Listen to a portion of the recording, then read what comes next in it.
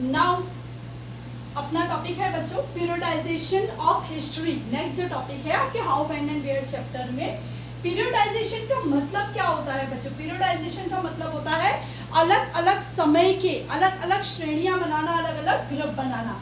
तो periodisation is the process और study of categorising the past. किस चीज की प्रोसेस है या किस चीज की स्टडी करना? पास्ट को, यानी हमारे इतिहास के जो इवेंट्स हैं उसको कैटेगराइज करना, उसको श्रेणीबद्ध करना। Categorising the past in the discrete quantified name block of time. ठीक है, डिस्क्रीट यानी अलग अलग, विभिन्न, क्वांटिफाइड यानी गिने गए, नेम्ड यानी जिनको अलग अलग नाम दिए गए हो, ब्लॉक्स ऑफ टाइम यानी समय को अलग अलग डिफरेंट ग्रुप में डिवाइड करना और उसको अलग अलग नाम देना। जैसा कि बच्चों हम लोग सोचते हैं कि हमारा जो 1 वर्ष से लगा के 10 वर्ष का या 14 वर्ष का या 13 वर्ष तक का 13 वर्ष का जो आयु पीरियड होता है वो हमारा बचपन कहलाता है ना बच्चों। उसके बाद हम लोग क्या हो जाते हैं, 13 वर्ष के बाद टीनेजर्स हो जाते हैं, है ना। फिर 19 के बाद हम लोग युवा अवस्था में आ जाते हैं। 19 to 45 55 हम लोग युवा अवस्था में रहते हैं और फिर हम वृद्ध अवस्था में आ जाते हैं। तो इस हमारे पूरे आयु वर्ष को हमने अलग अलग ग्रुप में बांट दिया और उसको हमने नाम दिया। हमने एक को बचपन नाम दिया, हमने युवा अवस्था नाम दिया। बिल्कुल इसी तरीके से पीरियडाइजेशन की जो प्रोसेस होती है वो इतिहास के साथ की जाती है। तो periodisation is the process of study of categorising the past. ठीक है, इतिहास को अलग अलग कैटेगरीज में बांटना इनटू डिस्क्रीट यानी डिफरेंट क्वांटिफाइड नेम, दिए गए नामों में और इतिहास के अलग अलग समय श्रेणी को नाम देना। ठीक है, अब हम लोग कैसे जान सकते हैं? With the different sources of study periods of events and studying different historical evidence और string of time periods can be form. अब हम लोग कैसे बनाते हैं? स्ट्रिंग का मतलब होता है बच्चों धागों। टाइम पीरियड, जैसा कि अभी आपने नेक्स्ट वीडियो में भी देखा था कि हमने 1885 से 1947 तक का टाइम पीरियड का स्ट्रिंग, एक श्रेणीबद्ध किया सारी चीजों को। वो कैसे कर सकते हैं? हम डिफरेंट पीरियड्स के जो इवेंट्स होते हैं उनको समझते हैं, उनकी अच्छे से स्टडी कर सकते हैं। हिस्टोरिकल एविडेंस जो होते हैं, ऐतिहासिक जो सबूत होते हैं उनको हम लोग देखते हैं। फिर हमको जैसे एक माला में मोती पिरोए जाते हैं उसी तरीके से बच्चों सारे इवेंट्स को हम लोग डेट वाइज अरेंज करते जाते हैं और एक पर्टिकुलर टाइमलाइन बनाते हैं। जैसा कि अभी आपने लास्ट वीडियो में देखा कि 1885 टू हमने 1947 तक को सारे जो इवेंट्स हैं उनको एक क्रमबद्ध तरीके से लिख दिया। अब हम लोग बात करें कि कहाँ से टाइमलाइन का आइडिया आया है, इंडिया की टाइमलाइन का। जो जेम्स मिल जो थे वो स्कॉटिश फिलोसोफर्स थे। ठीक है, जेम्स मिल जो थे वो स्कॉटिश यानी स्कॉटलैंड के रहने वाले थे, फिलोसोफर थे, हिस्टोरियन भी थे और इकोनॉमिस्ट भी थे। हिस्टोरियन इतिहासकार थे बच्चों, इकोनॉमिक्स का मतलब होता है अर्थशास्त्री भी थे वो। उन्होंने जो ब्रिटिश इंडिया का जो पीरियड था, ठीक है, उन्होंने उस पे एक टाइमलाइन बनाना स्टार्ट किया और उन्होंने उस पे एक बुक लिखना स्टार्ट किया। He had started writing that book और हमारे इंडियन हिस्ट्री के बारे में कि जब ब्रिटिश रूल कर रहे थे भारत में 1806 से उन्होंने स्टार्ट किया और उनका वर्क जो था उनको लगा कि 3 साल में पूरा उसको डिवाइड कर देंगे वो, लेकिन ऐसा नहीं हुआ और उनका जो वर्क था इट वाज कंप्लीटेड इन 1817 में कंप्लीट हुआ, जिसके अंदर उन्होंने अपनी 3 अलग अलग बुक्स लिखी, जिसमें इन्होंने भारत का जो ब्रिटिशर्स जो थे भारत में जो आए थे उसके बारे में उन्होंने लिखा और जो कॉलोनियल रूल था उसके बारे में लिखा।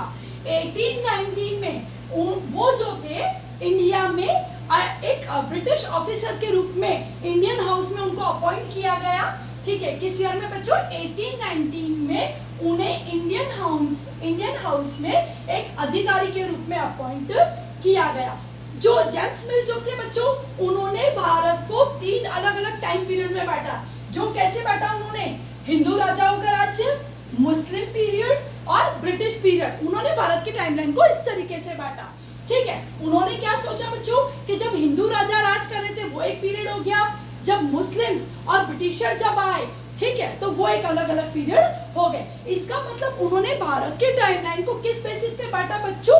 रिलीजियस बेसिस पे, धर्म के बेसिस पे उन्होंने भारत की टाइमलाइन को बांटा या हिस्टोरिकल इवेंट से उसको बांटा। उन्होंने 3 अलग अलग स्टेजेस दी। अब बच्चों कुछ स्कॉलर्स ऐसे जो थे उन्हें ये लगा कि ये जो है वो गलत है। क्यों गलत है? ऐसा नहीं हो सकता कि आप किसी रिलीजियस के बेसिस पे या किसी राजा के रूल के बेसिस पे किसी भी इतिहास को बांट दो। क्योंकि बच्चों जब ऐसा हुआ कि हिंदू राजाओं का जब राज्य खत्म हुआ तब भारत में मुगल राजा, ठीक है, अफगानिस्तान से भी आए, मंगोल से भी आए, अरब से भी आए, तो मुस्लिम राजाओं का राज हुआ और वो जब खत्म हुआ तो ब्रिटिशर्स का भी राज हुआ। लेकिन ऐसा नहीं था बच्चों, भारत में जब मुस्लिम राजा भी राज कर रहे थे तो कई ऐसी स्टेट्स थी, कई ऐसी रियासतें थी जहाँ पे हिंदू राजा भी राज कर रहे थे एट द सेम टाइम। तो इस तरीके से भारत के हिस्ट्री को कैटेगराइज करना वो गलत है। एट द सेम टाइम जब ब्रिटिशर्स भी भारत में राज कर रहे थे तब कुछ मुस्लिम स्टेट्स भी थे और कुछ हिंदू स्टेट्स भी थे। तो इस तरीके से कुछ हिस्टोरियंस जो थे उन्होंने जो जेम्स मिल ने जो भारत के इतिहास को हिंदू, मुस्लिम और ब्रिटिश कैटेगराइज में 3 अलग अलग कैटेगरीज में रिलीजियस बेसिस पे बांटा, उसको उन्होंने थोड़ा सा क्रिटिसाइज किया। अब बात करते हैं हम लोग इंडियन स्कॉलर्स की कि उन्होंने इंडियन हिस्ट्री को किस तरीके से बांटा। इंडियन स्कॉलर्स जो थे उन्होंने इंडियन हिस्ट्री को एंशिएंट, मिडाइवल एंड मॉडर्न, ठीक है, इन 3 हिस्सों में बांटा। यानी भारत का इतिहास पौराणिक, मिडाइवल मध्यकालीन और आधुनिक मॉडर्न, इन 3 हिस्सों में बांटा। ये जो तरीका था हिस्ट्री को बांटने का ये उन्होंने पश्चिमी देशों से लिया था, ठीक है बच्चों, वहां से इन्फ्लुएंस होकर उन्होंने भारत के इतिहास को भी इसी कैटेगरीज में रखने की कोशिश की। लेकिन हम लोग जो है, हमारा जो हिस्ट्री थी उसका कुछ घटनाएं थी वो बिल्कुल अलग थी, फॉरेन कंट्रीज जो थी उसकी घटनाएं अलग थी।